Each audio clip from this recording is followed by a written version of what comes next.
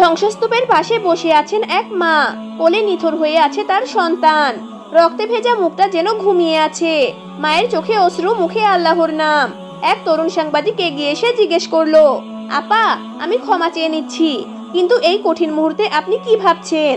মা চোখ মুছলেন, কণ্ঠ শান্ত কিন্তু গভীর।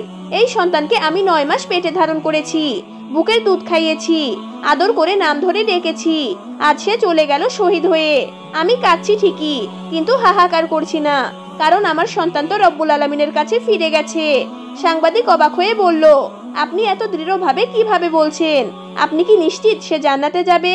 মা এবার মাথা উঁচু করে বললেন, হ্যাঁ ভাই, আমি তো তাকে গাজায় নামাজ শেখাতে শেখাতে বড় করেছি, আর সে তো শহীদ হয়েছে, নিরপরাধ নিষ্পাপ। কুরআনে আছে, যারা আল্লাহর পথে নিহত হয় তাদের মৃত বলো না, তারা জীবিত, কিন্তু তোমরা বুঝো না। সূরা বাকারা আয়াত নং 154। আমি আশা করি আল্লাহ আমার সন্তানকে জান্নাতের বাগানে রাখবেন। সাংবাদিকের চোখ ভিজে গেল, ক্যামেরা লেন্স ঝাপসা হয়ে এলো চোখের পানিতে। সে ধীর কণ্ঠে বলল, আপনার ঈমান আমাকে লজ্জা দিল আপা, আল্লাহ আপনাকে অটল রাখুন। এটা শুধু গল্প নয়, এটা ঈমানের এক জ্বলন্ত সাক্ষ্য, একটি শহীদ সন্তানের মায়ের মুখে তাকওয়ার ঘোষণা।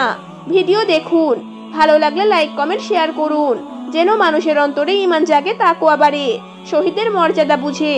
এবং চ্যানেলটি সাবস্ক্রাইব করতে একদমই ভুলবেন না। ধন্যবাদ।